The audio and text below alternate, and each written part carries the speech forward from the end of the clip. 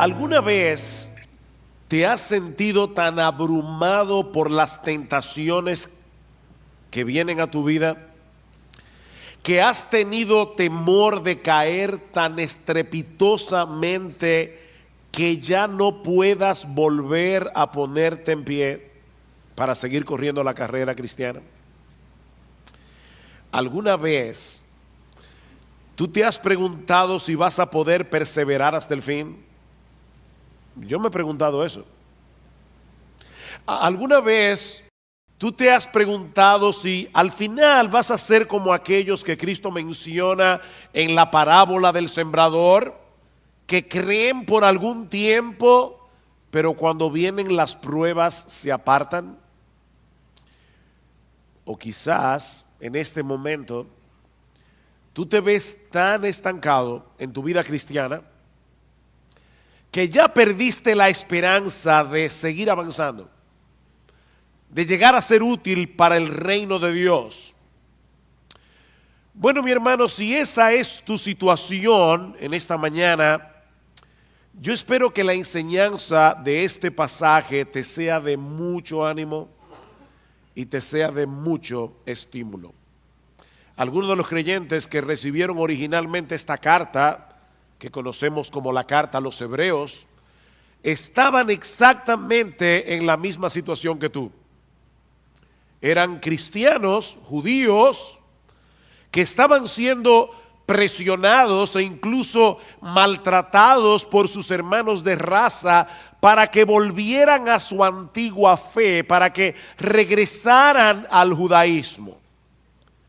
Y era tal la presión que algunos ya se habían apartado de la fe y otros parecían estarse deslizando.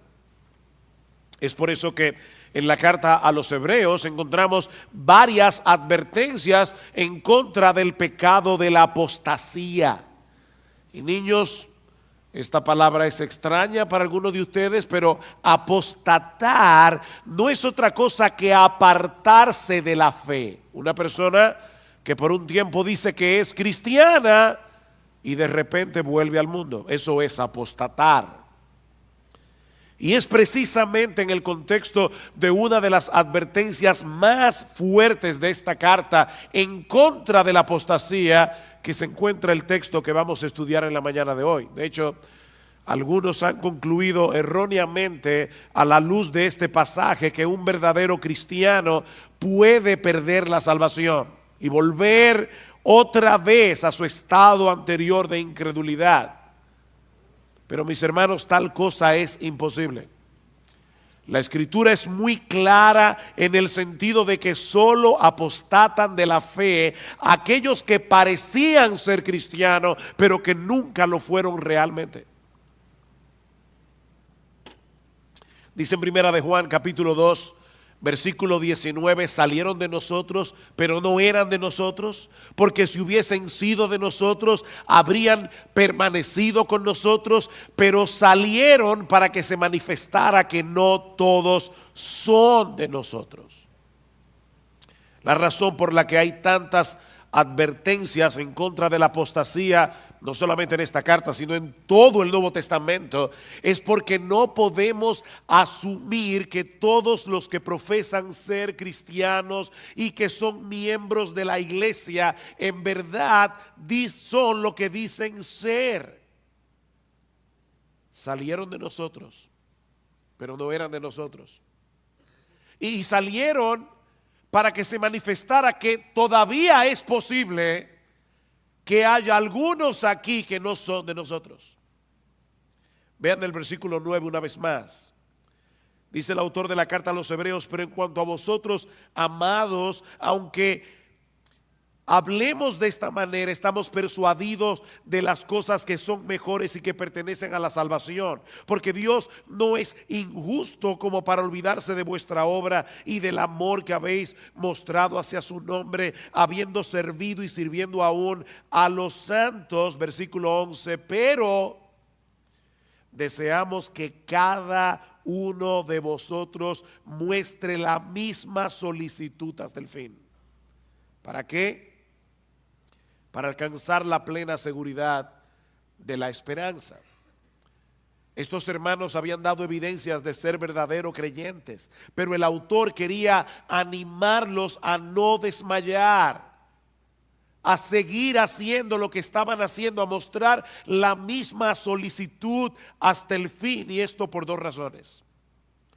La primera es que la perseverancia es la marca por excelencia de la preservación divina. La perseverancia es la marca por excelencia de la preservación divina. Hermanos, déjenme hacerles una pregunta y me van a excusar, pero voy a estar tomando agua toda la prédica. No se preocupen por mi garganta, no, que eso no los perturbe.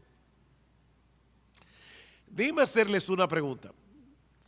¿La fe es un don de Dios? ¿Sí o no? ¿Y el arrepentimiento es un don de Dios? Sí, es un don de Dios. Ahora, ¿cómo yo sé que Dios le ha dado a alguien el don de la fe? Porque la persona cree. ¿Cómo yo sé que Dios le ha dado a alguien el don del arrepentimiento? Porque la persona se arrepiente. Bueno, ¿cómo yo sé que Dios está preservando a alguien? Porque esa persona está perseverando. La fe verdadera persevera hasta el fin, como vimos en el texto de Primera de Juan. Pero por otra parte, el autor también quiere ayudar a los verdaderos creyentes de esta iglesia a que puedan experimentar la seguridad de salvación. ¿Lo vieron en el versículo 11? Que muestre la misma solicitud hasta el fin para alcanzar la plena seguridad de la esperanza. Que puedan estar seguros de que son salvos.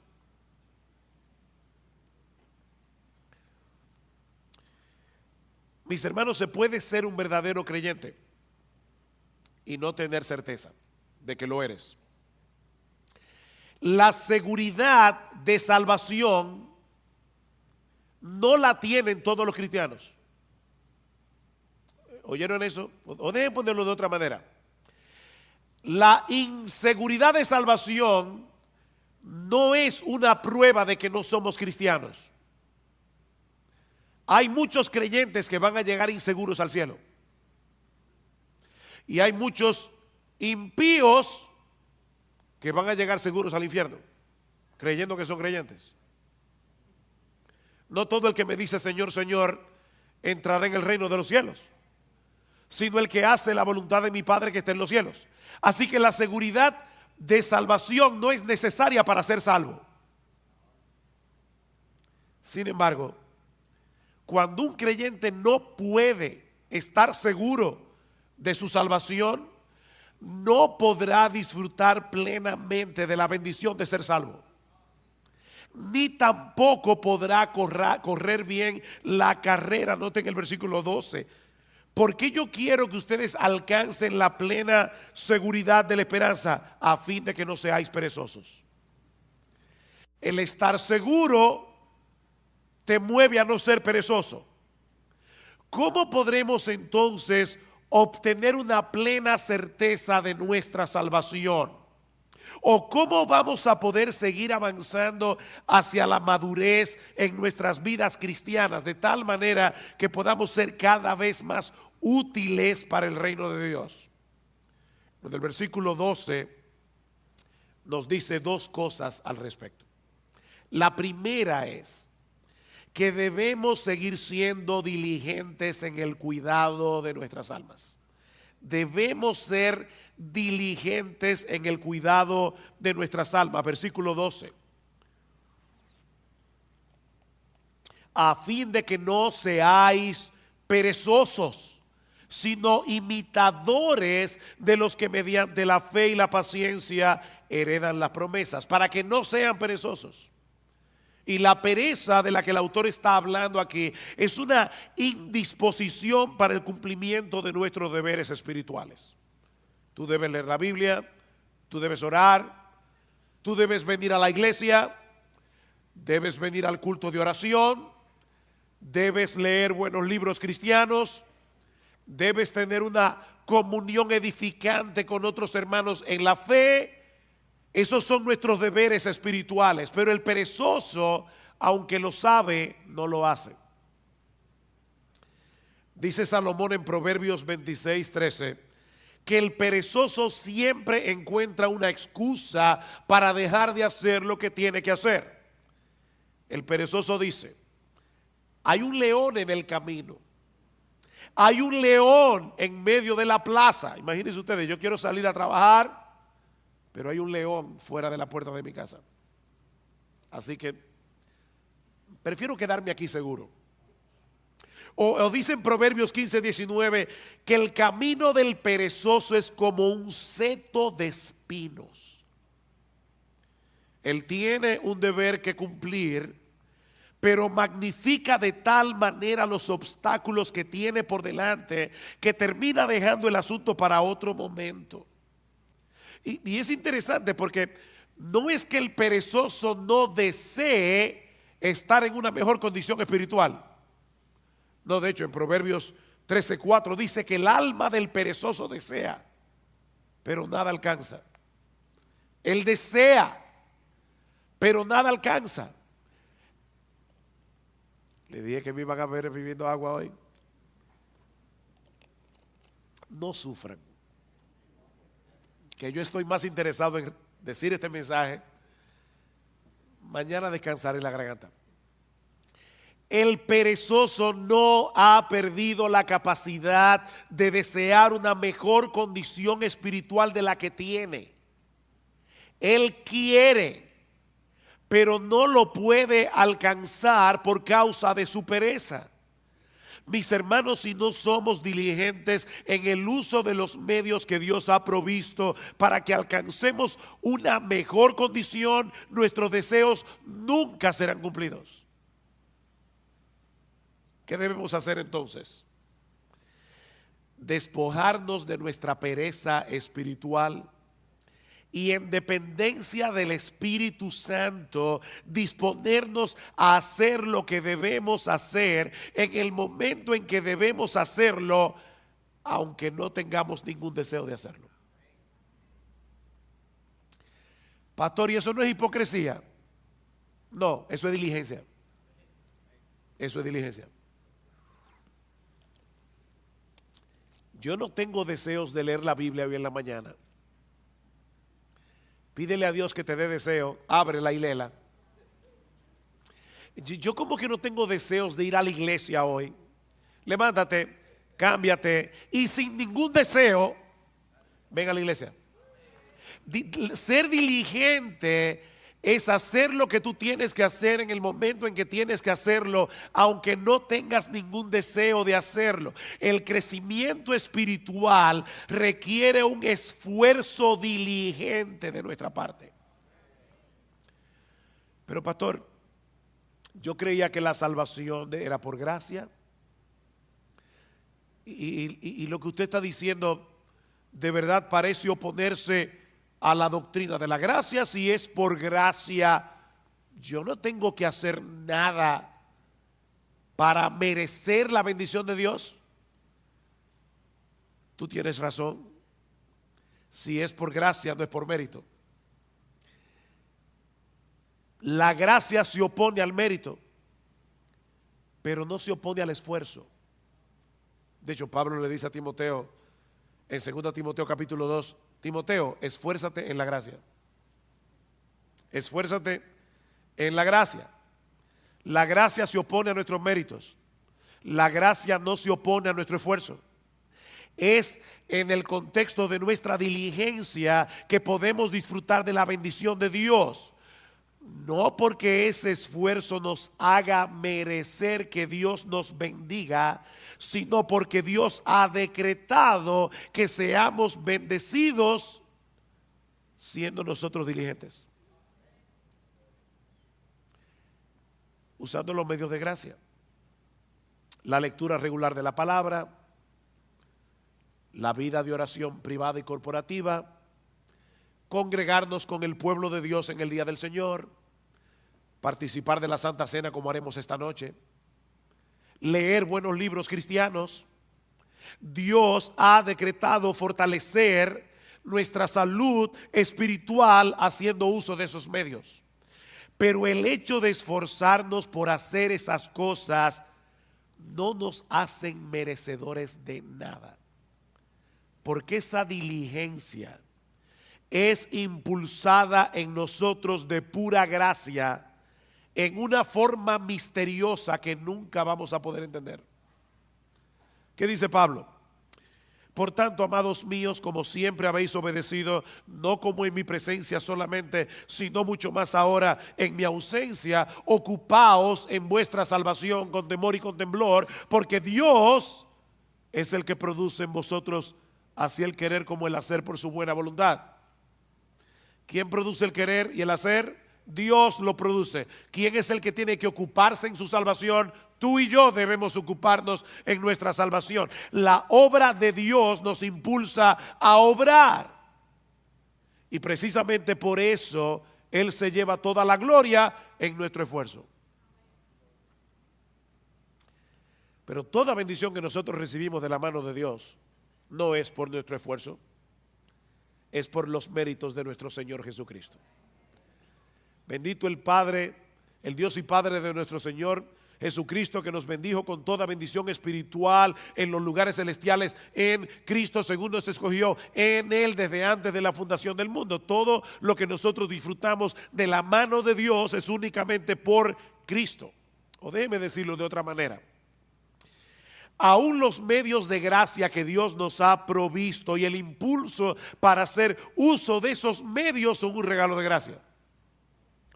Pero somos tú y yo los que debemos disponernos a hacer lo que tenemos que hacer, no para ganarnos su favor, sino porque ya fuimos favorecidos. Así que no es un asunto de méritos, es un asunto de confianza en Dios. Una confianza que nos mueve a hacer lo que Él dice que debemos hacer para mantener una buena salud espiritual. Déjame hacerte una pregunta. ¿Qué debe hacer un hombre o una mujer para alcanzar una buena calidad de vida? La Biblia dice que yo no puedo añadir a mi estatura un codo por más que me afane. O sea, yo me voy a morir el día que me voy a morir.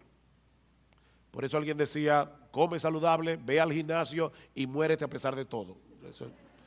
Eso no es lo que tú vas a ver en los gimnasios, pero es una realidad. Ahora, ¿qué debe hacer una persona para tener una buena calidad de vida? Bueno, debe mantener una dieta balanceada, un programa regular de ejercicios físicos, descansar apropiadamente y ese tipo de cosas. Dios ha diseñado nuestros cuerpos para que responda a la dieta, al ejercicio, al descanso. Si yo soy responsable en el cuidado de mi cuerpo, aún así puede ser que me enferme y que me muera antes de cumplir 40 años, pero lo cierto es que esas son las cosas que yo debo hacer en mi responsabilidad para tener una buena calidad de vida. ¿No es así? Si Dios determina otra cosa, amén, pero yo debo ser responsable en darle a mi cuerpo el cuidado que necesita. Ahora, cuando yo hago todo eso, como balanceado, hago ejercicio, descanso, ¿lo hago para merecer la salud? No es un asunto de méritos. Es un asunto de responsabilidad y de confianza en que Dios me dice que lo haga. Si yo estoy enfermo y me tomo la medicina que el médico prescribió, no es para merecer ser sanado, sino porque confío en el médico. ¿No es así? Mi deseo de ser sanado y mi confianza en la capacidad del médico es lo que me hace hacer lo que él me dice. Bueno, hermanos, lo mismo ocurre con nuestra vida espiritual. Pablo dice a Timoteo, ejercítate para la piedad. O como lo traduce la Biblia de las Américas, disciplínate a ti mismo para la piedad. Eso es algo que nadie puede hacer por ti. O sea, no esperes que tú te vas a levantar por la mañana. Wow, qué deseo yo tengo de salir a correr 5 millas. No.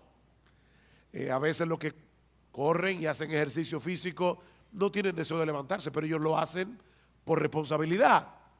Bueno, tampoco esperes que todas las mañanas tú te vas a levantar con un impulso para leer tu Biblia.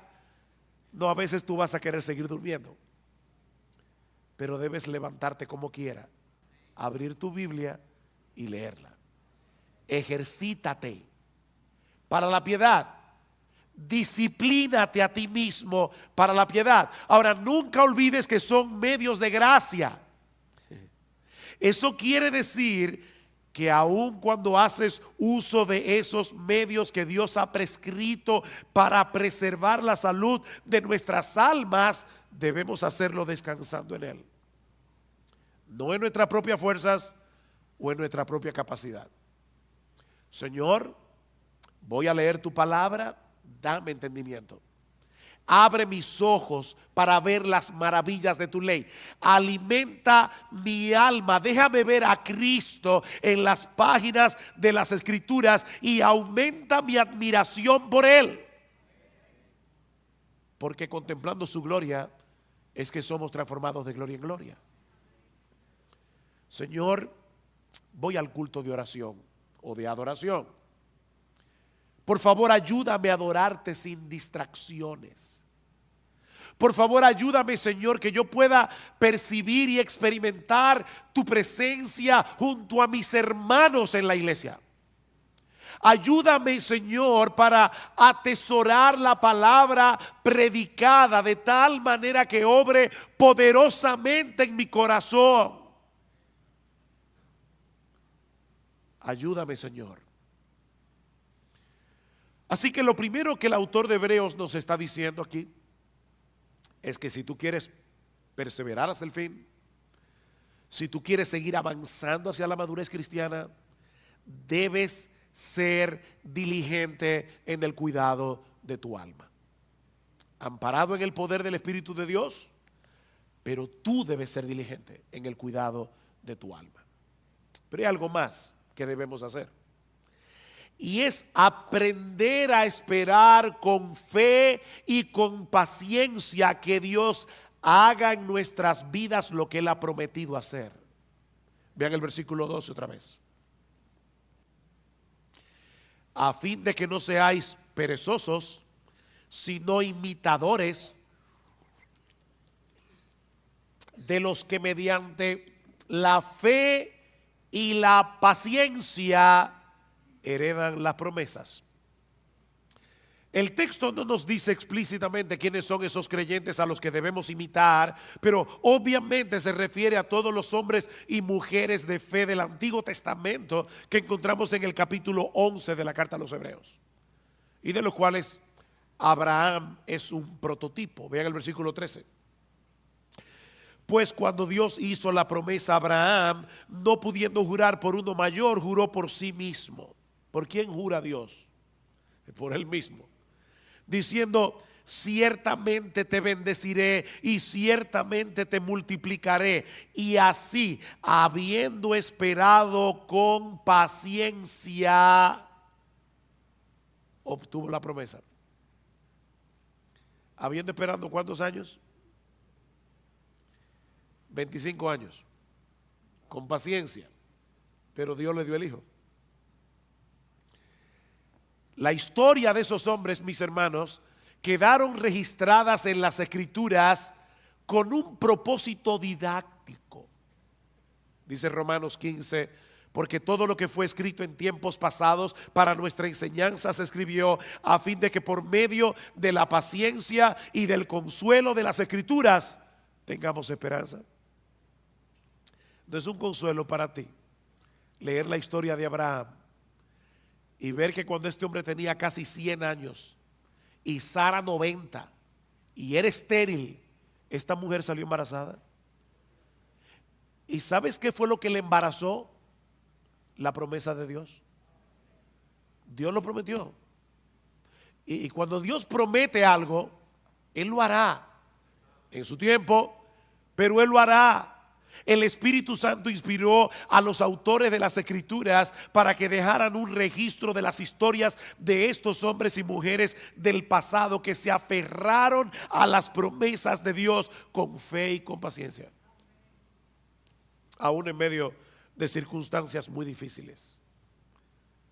Y Dios quiere que imitemos a esos hombres que supieron esperar paciente y confiadamente en el cumplimiento de las promesas. La fe nos capacita para confiar en el poder y en la buena disposición de Dios para concedernos lo que Él nos ha prometido, pero la paciencia nos permite esperar que Él lo haga en su tiempo, no en el nuestro. Fe y paciencia. Mis hermanos, la clave para perseverar hasta el fin no es creer, es seguir creyendo.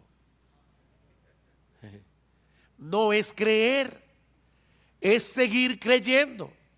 Es seguir esperando hasta que Dios en su sabiduría haga lo que Él ha decidido hacer en el tiempo en que Él ha decidido hacerlo y en la forma como Él quiere hacerlo.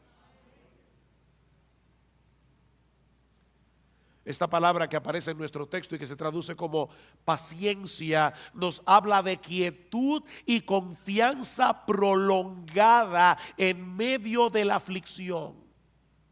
Eso es paciencia. La fe nos lleva a descansar confiados en las promesas de Dios.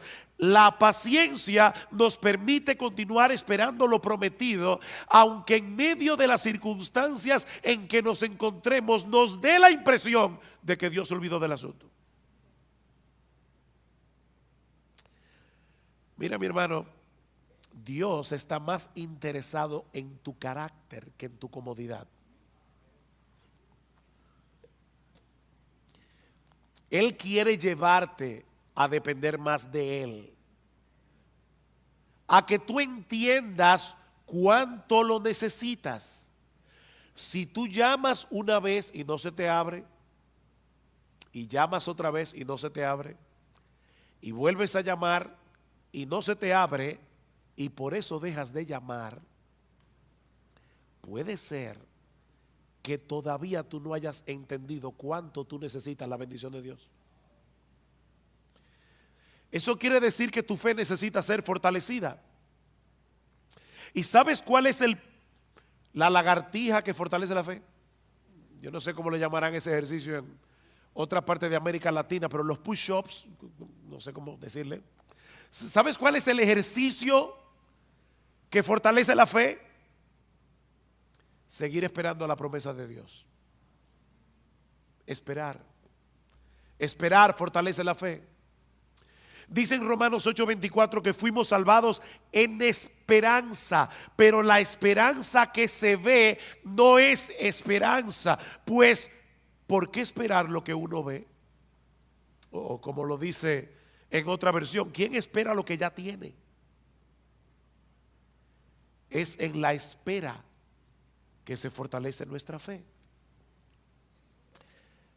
Aquellos que han sabido unir la fe con la paciencia seguirán llamando y seguirán llamando y seguirán llamando hasta que le abran la puerta. Dice el salmista en el Salmo 123: a ti levanto mis ojos, oh tú que reinas en los cielos. He aquí como los ojos de los siervos miran a la mano de su Señor, como los ojos de la sierva a la mano de su señora. Así nuestros ojos miran al Señor hasta que se apiade de nosotros. ¿Por cuánto tiempo? Hasta que se apiade. Salmo 130: espero en el Señor, en Él espera mi alma y en su palabra tengo mi esperanza. Mi alma espera al Señor más que los centinelas a la mañana. Sí, más que los centinelas a la mañana. ¿Te das cuenta, mi hermano, la insistencia de la Biblia en el hecho de esperar? Si no aprendes a esperar, vivirás frustrado. Te vas a frustrar con Dios, porque el horario de Dios casi nunca encaja con nuestras expectativas. Te vas a frustrar. Dios pudo hacer el mundo en un segundo, pero lo hizo en 6 días.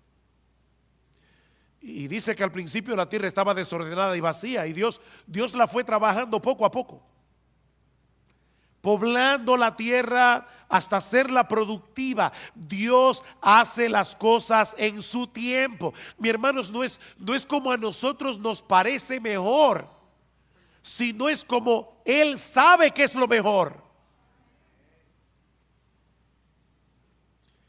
Ustedes recuerdan cuando Elías le oró a Dios. Había una sequía de 3 años y medio, y el Señor no envió la lluvia de inmediato. Elías le dice a su criado: ve a ver si tú ves algo en el cielo. El criado regresó diciendo: yo no veo nada. Vuelve otra vez. Nada. Vuelve otra vez. Nada. Vuelve otra vez. ¿Saben cuántas veces volvió el criado? 7 veces. Óigame, hay que tener paciencia. En este caso del criado con Elías. Pero ya no te dije que no hay nada. Ve otra vez. Finalmente el criado llega y le dice: veo una pequeña nube como la palma de un hombre que sube del mar. Cuando Gloria y yo fuimos a visitar a nuestra hija en Medio Oriente, aquel lugar es desértico, casi nunca llueve. De hecho, desde abril hasta noviembre no hay nubes en el cielo, nunca, nada de nube, ni una sola. Ahora imagínate en ese desierto que alguien vea una nube del tamaño de la palma de una mano que está subiendo del mar y dice: ay, parece que va a llover. Elías, que entendía perfectamente el modo de obrar de Dios, le dice al criado: sube y dile a Acab, prepara tu carro y desciende para que la fuerte lluvia no te detenga. Y sucedió que al poco tiempo el cielo se oscureció con nubes y viento y hubo una gran lluvia.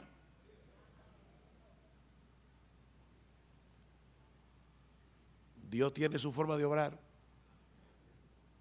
Él desea moldear nuestro carácter. Y eso solo es posible en el contexto de la fe y de la paciencia. Tenemos un problema, deseamos ser atendidos de inmediato, entendemos que el asunto es urgente. ¿Y saben lo que hace Dios?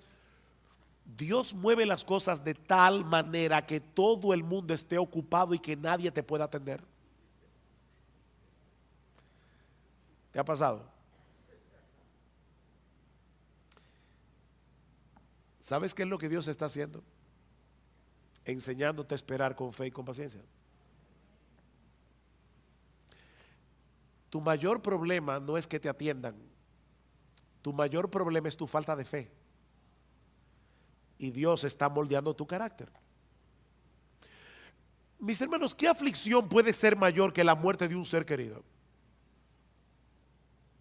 Pero cuando Marta y María mandaron a llamar a Jesús porque Lázaro estaba enfermo, el Señor ni se apresuró. Él esperó pacientemente al que el problema se pusiera peor para mostrar más abundantemente su poder. Lázaro finalmente murió y Cristo lo levantó de los muertos. Y en el proceso le enseñó a Marta y a María a esperar con fe y con paciencia. La hija de Jairo, cuando este hombre acudió a Cristo, su hija aún vivía, pero el Señor otra vez se entretuvo en el camino tratando otro caso, el de la mujer que tenía flujo de sangre. Y ustedes saben lo que sucedió. La niña muere y Cristo de nuevo la levanta de los muertos. Estas historias están en la Biblia, mis hermanos, para enseñarnos algo. Cristo dejó que esa niña muriera para que nosotros aprendiéramos a tener fe y paciencia.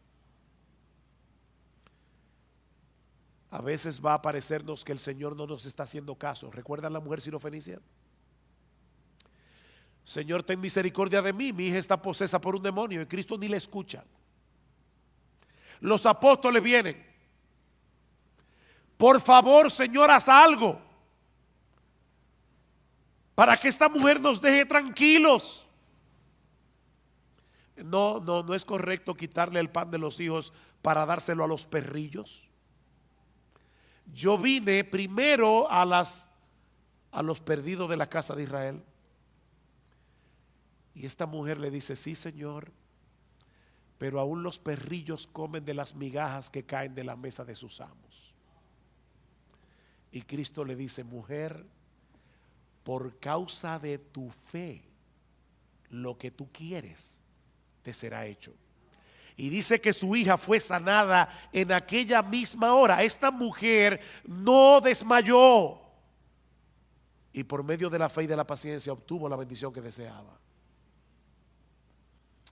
He aquí entonces, mis hermanos, la metodología divina para seguir avanzando en nuestras vidas cristianas y llegar a experimentar seguridad de salvación. Debemos ser diligentes en el cuidado de nuestras almas y ser imitadores de aquellos que por la fe y la paciencia heredaron las promesas. Dios nos ha dado promesas ciertísimas en su palabra, incluyendo el hecho de que Él ha de guardarnos en Cristo hasta el día en que estemos en su presencia en cuerpos glorificados, contemplando y deleitándonos en su gloria por los siglos de los siglos.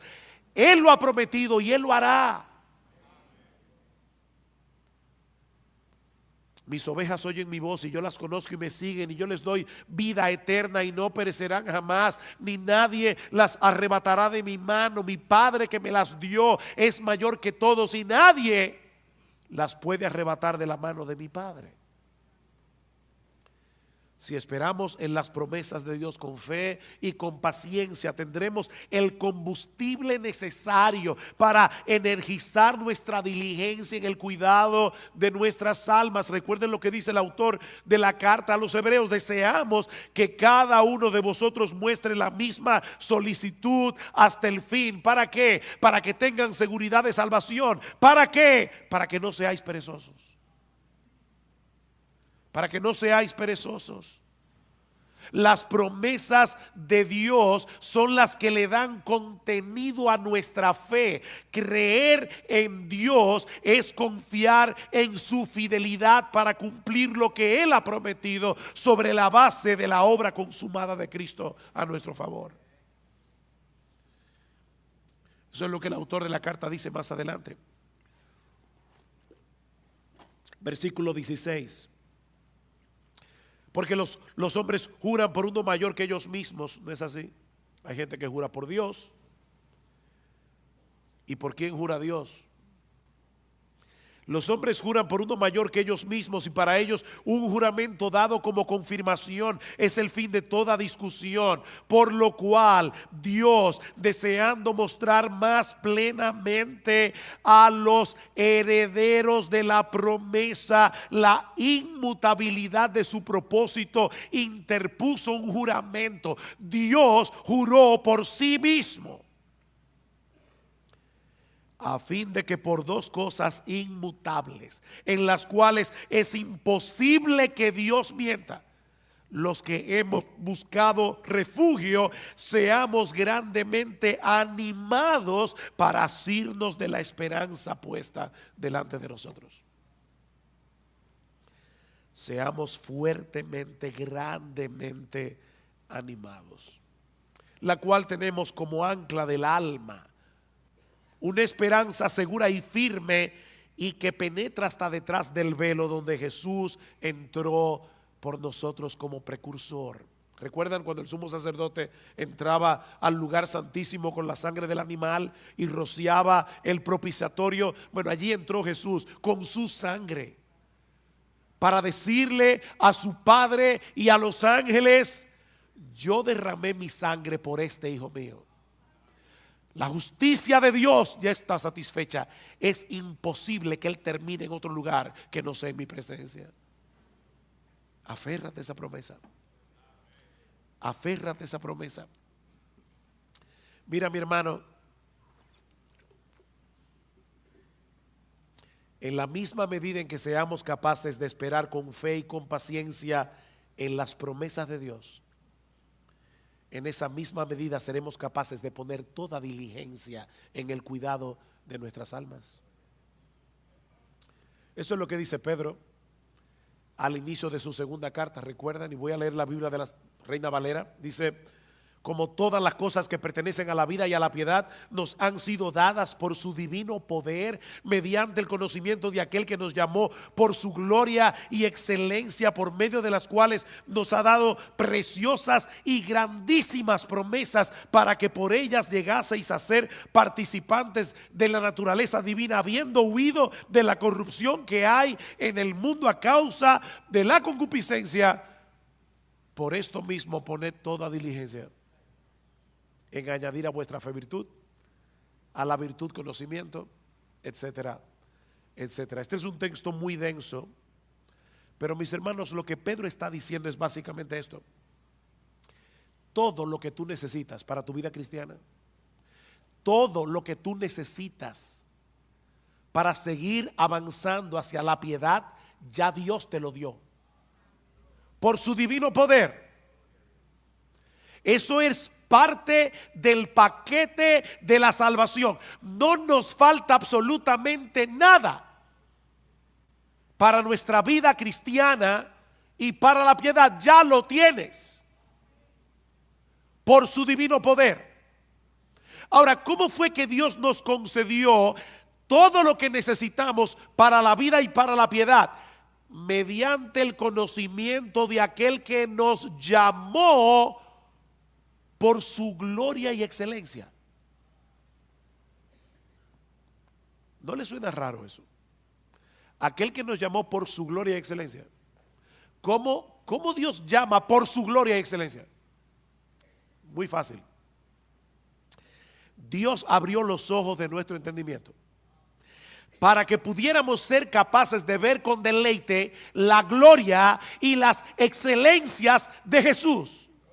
Lo que lo hacen a Él el ser más hermoso, el ser más deleitoso de todo el universo. Y de esa manera Dios nos atrajo a Jesús por su gloria y excelencia.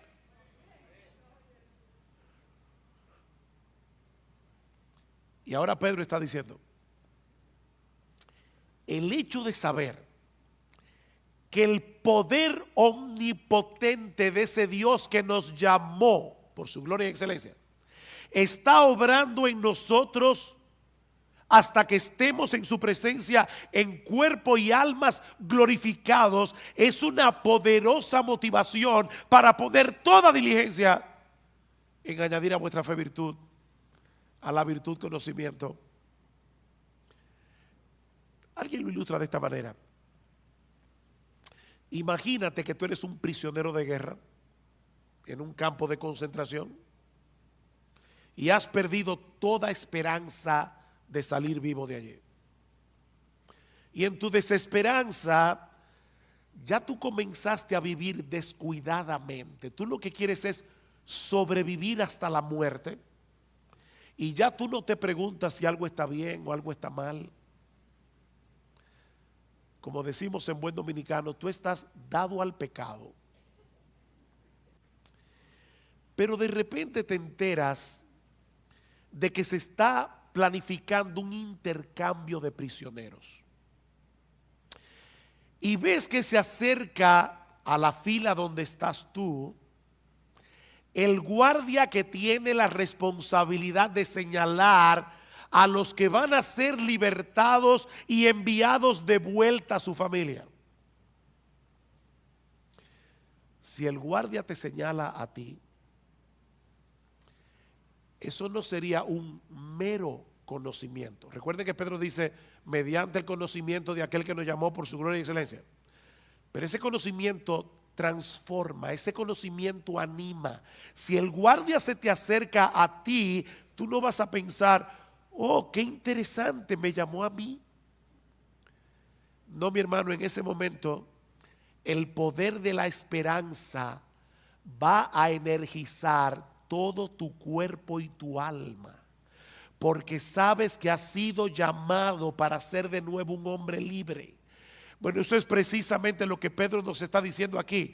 El hecho de saber que el Dios de gloria se nos ha acercado y nos ha dicho: tú que estás allí, ven, yo te mostraré mi gloria y te daré una vida eterna glorificada para disfrutarla. Esa es una esperanza que energiza nuestra diligencia para seguir avanzando en el camino de la piedad. De ahí lo que sigue diciendo Pedro: como ustedes tienen esas preciosas y grandísimas promesas, vosotros también, poniendo toda diligencia por esto mismo, añadid a vuestra fe virtud, a la virtud conocimiento, al conocimiento dominio propio, al dominio propio paciencia, a la paciencia piedad, a la piedad afecto fraternal y al afecto fraternal amor. ¿Se dan cuenta? Este texto concluye como comienza Hebreos 6. Pedro lo pone al revés. Esperar con fe y con paciencia en las promesas de Dios es lo que nos hace diligentes para añadir a la fe virtud, a la virtud conocimiento y así sucesivamente. Mis hermanos, no hay forma de avanzar sin esperanza. Y la esperanza se alimenta de las promesas de Dios. Solo si aprendemos a esperar en ellas con fe y con paciencia. Promesas, esperanza, fe y paciencia. Y ahora yo te pregunto: ¿qué tanto tú estás alimentando tu esperanza con las promesas de la palabra de Dios? ¿Qué tan a menudo tú traes esas promesas a tu mente, sobre todo cuando estás en medio del dolor y de la aflicción? ¿Cuándo fue la última vez que en una forma consciente tú meditaste en una promesa de las Escrituras hasta que la paz y la quietud trajeran descanso a tu alma? ¿Qué tan dispuesto tú estás a seguir esperando en Dios, sabiendo que Él selló cada una de sus promesas con la sangre que Cristo derramó por ti en la cruz del Calvario? Recuerda que es por fe que andamos, no por vista. Mis hermanos, que el Señor nos ayude a mostrar la misma solicitud hasta el fin. Hasta el fin, no te canses, para alcanzar la plena seguridad de la esperanza, a fin de que no seáis perezosos y no imitadores de los que mediante la fe y la paciencia heredan las promesas. Y si acaso a lo largo de este mensaje te has dado cuenta que has estado siendo perezoso en el cuidado de tu alma, que la desesperanza había arropado tu corazón y te había llevado a descuidar los medios de gracia, mi hermano, no te quedes allí postrado lamentando tu pecado. Si confesamos nuestros pecados, Él es fiel y justo para perdonar nuestros pecados y limpiarnos de toda maldad. Señor, perdóname, yo he estado descuidando la lectura de tu palabra, yo he estado descuidando la oración. Perdóname, Señor, he estado descuidando el venir a la iglesia, he estado descuidando participar de tu cena. Perdóname, Señor, porque no he estado cultivando el hábito apropiado de lectura. Perdóname, Señor, porque no he estado teniendo comunión edificante con mis hermanos en la iglesia. Perdóname, y después que le pidas perdón, aprópiate por fe de ese perdón. El perdón no se siente. El perdón se cree. Muchas veces nosotros pedimos perdón por nuestros pecados y no nos sentimos perdonados. La pregunta es: ¿en qué tú vas a creer? ¿En los sentimientos de tu corazón o en las promesas de Dios? Si confesamos nuestros pecados, Él es fiel y Él es justo para perdonar nuestros pecados, para limpiarnos de toda maldad. Así que ve a Dios, pídele perdón Apropiate por fe de ese perdón y, como dice luego la carta a los Hebreos, levanta las manos caídas, levanta las rodillas paralizadas y haced sendas derechas para vuestros pies, para que lo cojo no se salga del camino, sino que sea sanado. Y finalizo con esta palabra de bendición de la misma carta a los Hebreos. Y el Dios de paz, que resucitó de los muertos a nuestro Señor Jesucristo, el gran pastor de las ovejas, por la sangre del pacto eterno, os haga aptos en toda obra buena, para que hagáis su voluntad, haciendo Él en vosotros lo que es agradable delante de Él, por Jesucristo, al cual sea la gloria por los siglos.